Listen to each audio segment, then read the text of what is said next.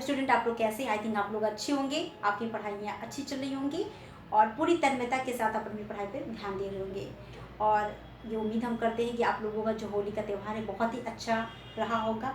सब लोगों ने खूब कलर खेले होंगे और खूब गुजिया खाया होगा और खूब इंजॉय किया होगा। देखिए बेटा, जैसे आपका ये जो फेस्टिवल होता है, ये कहीं ना कहीं हमारी लाइफ में एक तरह से रंग भरने का काम करता है। हमारी जो मनोदशा होती है उसको रंगीन बनाता है। अगर ये सब चीज़ें हम अपने जीवन से धीमे धीमे करके निकाल देंगे तो हम बिल्कुल निष्क्रिय हो जाएंगे और हमारे जीवन में कुछ जैसे ऐसा लगेगा कि हम बस जिए जा रहे हैं, कुछ बचेगा ही नहीं। तो सारे फेस्टिवल को अच्छे से एंजॉय करना चाहिए, लेकिन साथ में अपने कैरियर पे विशेष फोकस करना चाहिए, क्योंकि अगर हम अपनी लाइफ में सक्सेस नहीं होंगे तो बेटा ये सब क्या है कि बिना सफलता की सारी चीज़ें बिल्कुल फीक लगेंगी हैं। तो इसलिए हम फिर से नई ऊर्जा के साथ अपनी क्लास पे लग जाते हैं।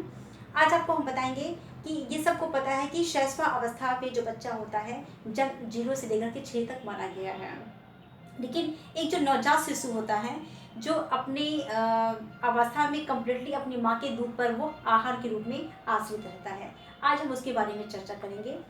सबसे पहली चीज़ आपको बताएंगे कि सबको पता है कि जब बच्चे का जन्म होता है तो 6 माह में वो अपने जन्म के वजन का दुगना हो जाता है और 1 वर्ष में क्या हो जाता है, वो 3 गुना हो जाता है।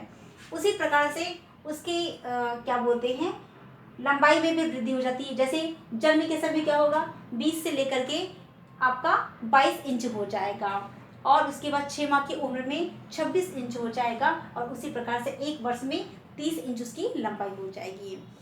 तो ये तो रहेगा, उसकी लंबाई में एक अनुमान माना गया कि इतनी उसकी वृद्धि हो जाती है। और वजन में कैसे कितना बताया है हमने कि अगर जैसे बच्चे का जन्म जैसे मान लीजिए 3 किलो का है तो वो 6 माह में वो आपका 6 किलो का हो जाएगा वही 1 वर्ष में आपका 9 kg हो जाएगा। तीसरा से उसकी वृद्धि होती है। दूसरी चीज ये है कि जब बच्चे का जन्म होता है आपने भी देखा होगा कि माँ के स्तन से दूध जो निकलता है वो नॉर्मल ऐसी अवस्था में नहीं निकल पाता है। जब वो गर्भवती होती है, प्रेग्नेंट होती है और बच्चे का जन्म होता है, उसके 2-3 दिन के बाद उसके स्तन से एक गाढ़ा दूध निकलता, उसको दूध नहीं कहेंगे, उसको बोलते हैं कोलेस्ट्रम बोलते हैं, जो कि WBC इसमें WBC इसका बड़ा स्ट्रॉन्ग होता है। और इसमें क्या होता है, जो इसका जो प्रतिरोधक क्षमता होती है वो बहुत मजबूत होती है। एक तरह से ये बच्चों की सुरक्षा का काम करता है और बच्चों के अंदर जो प्रतिरोधक क्षमता होती है उसको वो मजबूत बनाता है।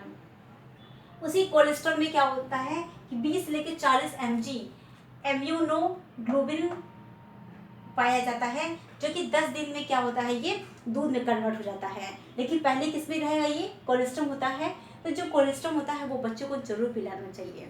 और अगर जैसे बहुत सी माँ होती हैं जो अपनी फिगर को मेंटेन करने के लिए नहीं पिलाती हैं तो कहीं ना कहीं उनको ब्रेस्ट से संबंधित उनको डिसीज भी हो जाती है। और उसके बाद माता के दूध में क्या होता है कि लिनोलिक अम्ल पाया जाता है। इसके अभाव में शारीरिक विकास और हो जाता है। एक माँ के दूध में एक लिनोलिक अम्ल पाया जाता है और जो कि गाय के दूध में, भैंस के दूध में, बकरी के दूध में इसकी मात्रा बहुत कम हो जाती है। तो अगर माँ का दूध बच्चों को नहीं मिलता है तो उसकी जो शारीरिक वृद्धि होती है वो कहीं ना कहीं उसमें बाधक होती है।